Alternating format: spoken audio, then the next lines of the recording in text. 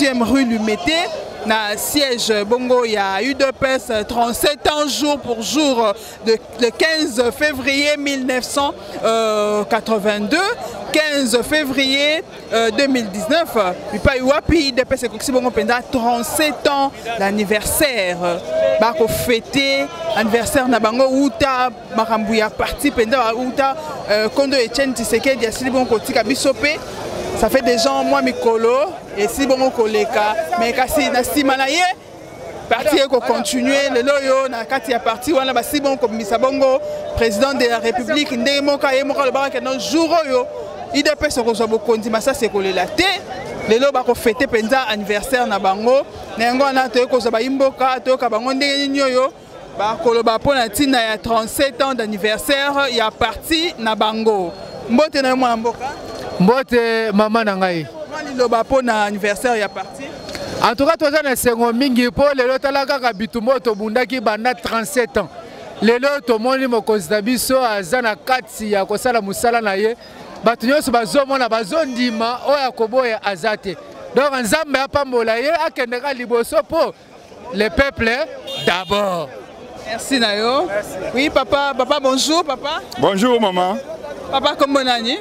Pour moi, Michel Mondouka, pouvoir et l'équipe, ton dimaki que tu causes au pouvoir. Les loyaux, beaucoup qui peinent 37 ans jour pour jour depuis Outa.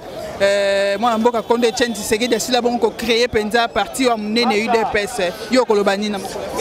Et Zali, les Camboyans Zambé, pouvoir et ça na makandenguana. Attaque contre l'État qui est en opposition pendant plusieurs années. Mais en tout cas, actuellement, Nzambe a sali que bawe baku bongsa Congo ba monani. Alors si quoi to pesi maboko epa ya président Fati, to ye bandenge nini à côté ça corriger berere nyonso yo peuple congolais a souffert kanango, to ye biga IDPS aloba mingi du kola peuple comme aloba le peuple d'abord.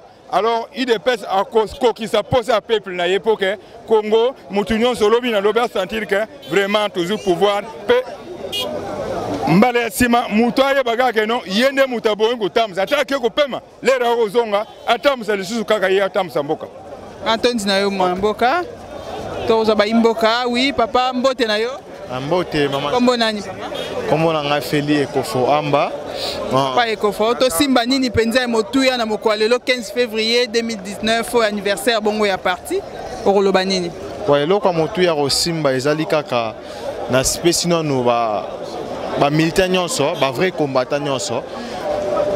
Bon anniversaire na bango parce que comme ba papa na biso, ba oyo ba 13 parlementaires bazaki loba. De tenir bon, peuple a réussir, peuple a gagner. Et to kangi mitema malgré ba combat, malgré ba kanga, malgré ba bazo ba kama ndenge na ndenge, mais les lots ont gagné. Ils ont fêté 37e anniversaire na biso et kuti biso déjà na pouvoir na maboko. Yango na sengi lisusu batu nyonso oyo bazana bandako, batu nyonso oyo balembaki bazonga IDPS yango oyo. IDPS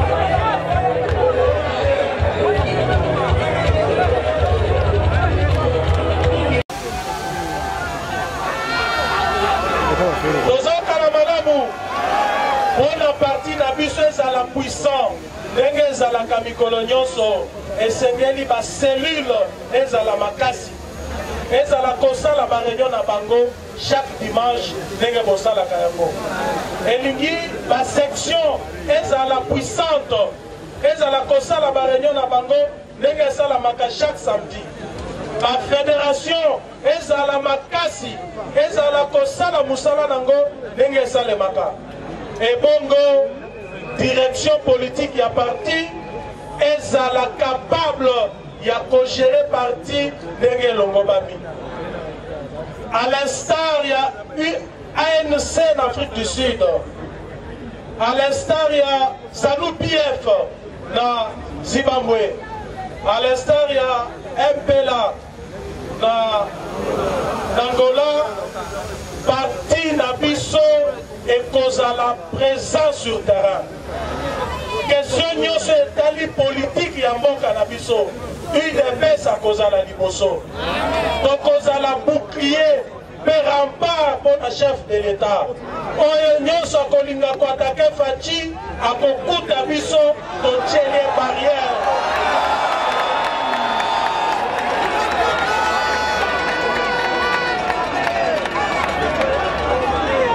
Soki boyoki na ebisi bino que lobi tokuta na biso nyonso na balabala na lingi na mona bino na balabala po marche suki awa te tokokoba na bamarche ti mokolo état de droit ya solo mokolo développement ya solo mokolo ba ennemi ya république bako comprendre que place na bango ezali awa te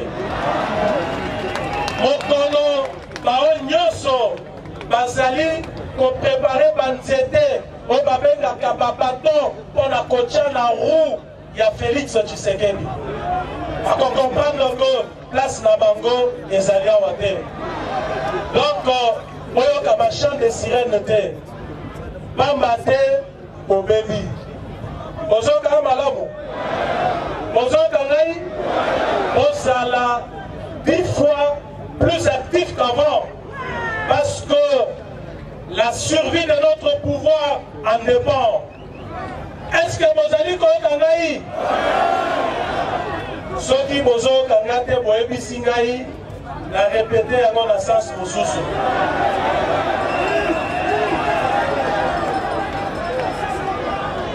pasi ya minyoko ya kokangama ya kobomama poto sala 5 ans na pouvoir te bozoka ngai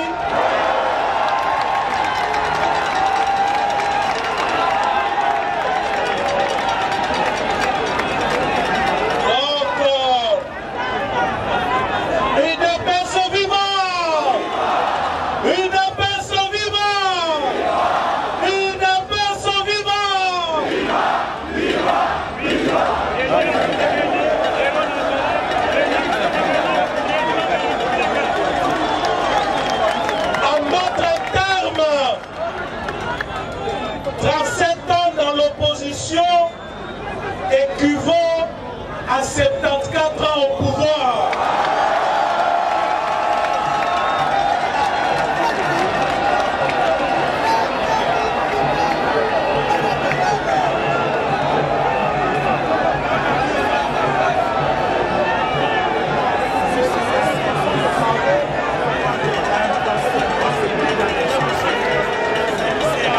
Pixon et Sali et petit exemple monene na région na sous-région na région pe na mboka mobimba exemple ya démocratie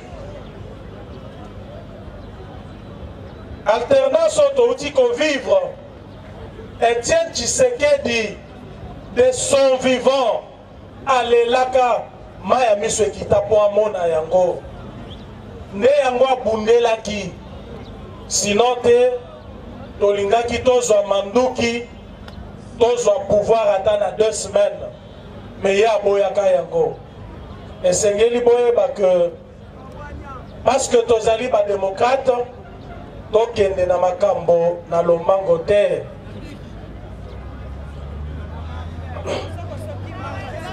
tokende na makambo malembe malembe sikoyo mpo na bino boyeba que ndenge bozali awa base ya parti avant toute chose parti ezali kokanisela bino malamu bientôt là tokotia ba centre ya formation professionnelle na chaque chef-lieu ya province oyo ekonforme bato oyo bakosala musala oyo ekonforme batechnicien na badomaine nyonso bino bajeune ya parti boyeba ete nazwi engagement liboso na bino de veiller à ce que bainvestissement nyonso ekosalema awa bino bozwa misala.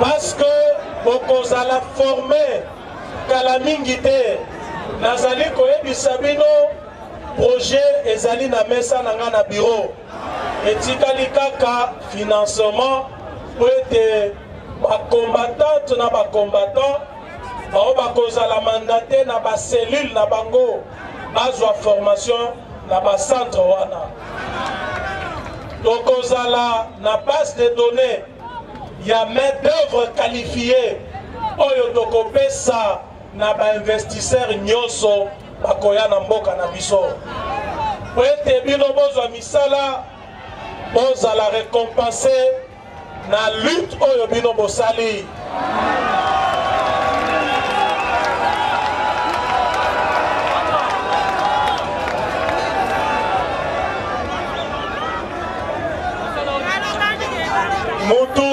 Mutu akosa bino te cabinet ya chef de l'État ezwaka bato 1000 te tozoyokana baoyo bakozala na cabinet te bakozala na gouvernement baoyo bakozala na gouvernement te bakozala na baentreprise publique ya l'État baoyo bakozala na baentreprise publique ya l'État te bakozala na basociété oyo ekoya parce que tolingi to industrialiser mboka na biso.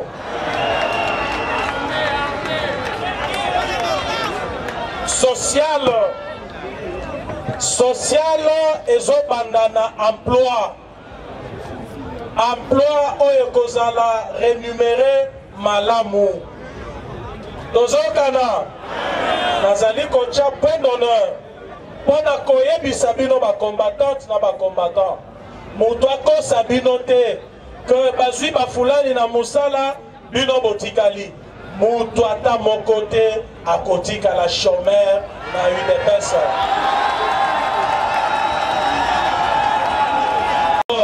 Moto azali libre ya kochoisir ngambo na ye tozokana na yango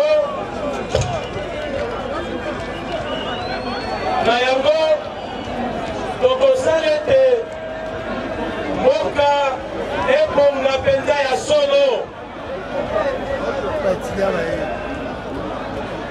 te tolobi boye. Bonsoir papa. Bonsoir. Je vais vous présenter s'il vous plaît. Je m'appelle Hubert Denis Kalonji. Votre impression par rapport à votre anniversaire du parti, le 37e anniversaire? L'impression est bonne. Cet anniversaire nous rappelle les péripéties et les parcours que nous avons parcourus dans l'UDPS. Je suis dans l'UDPS depuis 1990. Disons que je suis pionnier de l'UDPS. Nous sommes entrés dans l'UDPS pendant la période de clandestinité, une période où nous étions vraiment traqués. Nous devions nous réveiller à 4 h du matin, aller au centre-ville pour distribuer les tracts de l'UDPS. Et quand on vous attrapait avec un tract, c'était soit la mort, soit plusieurs jours que vous allez passer dans les geôles de Mobutu. Alors aujourd'hui, c'était un motif de fierté, un motif de joie, puisque cette lutte a quand même abouti. Aujourd'hui, après 37 ans, nous venons de conquérir le pouvoir. C'est vraiment un motif de satisfaction. À cette époque-là, l'UDPS n'était pas seule. Il était composé de 13 parlementaires. Et qu'est-ce que vous allez dire à tous ceux qui sont restés en dehors du parti? Non, l'UDPS, C'était un regroupement de 13 parlementaires qui se sont mis ensemble pour créer l'UDPS. Bon, le long de lutte, beaucoup ont dû quitter à cause de la souffrance. À cause de la souffrance et beaucoup de problèmes, des sollicitations financières par exemple de la part du pouvoir. Et ils sont partis. Alors Etienne Tshisekedi a tenu jusqu'à maintenant et vous le voyez vous-même, lui-même n'a pas pu avoir le pouvoir. Maintenant, c'est son fils qui vient de prendre le pouvoir. Bon, pour moi personnellement, les membres de l'UDPS qui ont quitté, qui sont allés ailleurs, moi je crois que nous pouvons seulement les pardonner, vouloir à ce qu'ils reviennent pour que nous puissions goûter aux délices de ce pouvoir que nous venons de gagner. Okay, mais nous venons là de suivre le président du parti, à l'occurrence de Jean-Marc Kabound. Que pouvons-nous retenir de son discours? Non, le discours de Jean-Marie Kabound, moi personnellement, je ne l'ai pas tellement suivi à cause des bruits, mais est-il que la ligne de conduite de l'UDPS, c'est l'amour, c'est la fraternité, c'est la démocratie. Nous nous sommes battus pour ça. Il faudrait que nous puissions marquer la différence de notre pays. Le peuple a tellement souffert, c'est pourquoi nous disons le peuple d'abord. Maintenant que nous avons le pouvoir, nous voulons que nous puissions être trop regardants envers nos membres qui vont faire partie de l'équipe gouvernementale pour qu'ils ne puissent pas dévier. Merci à vous, monsieur. Bonjour, je suis M. Chimba, président UDPS Île-de-France.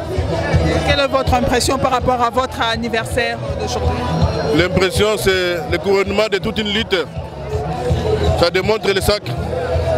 Et mes pensées particulières vont directement envers le père fondateur, le précurseur de cette lutte, sans oublier tous ceux et celles-là qui sont tombés pour l'aboutissement de la lutte d'aujourd'hui.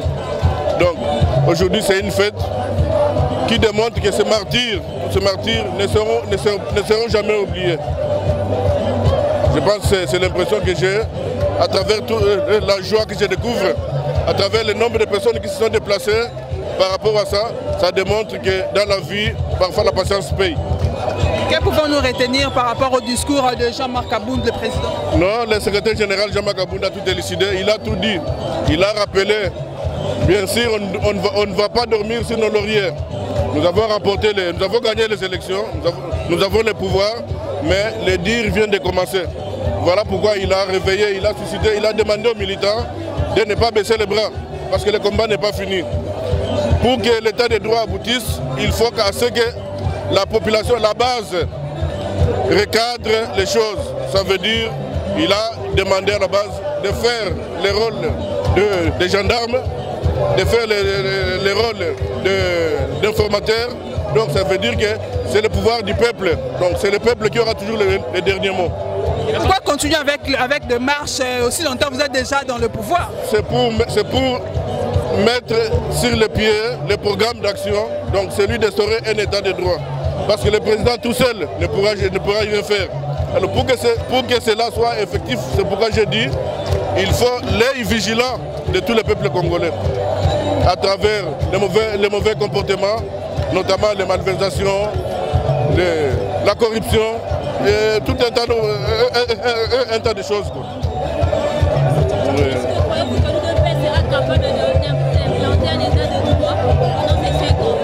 L'UDPS, non mais la preuve, nous nous sommes battus, aujourd'hui nous sommes là.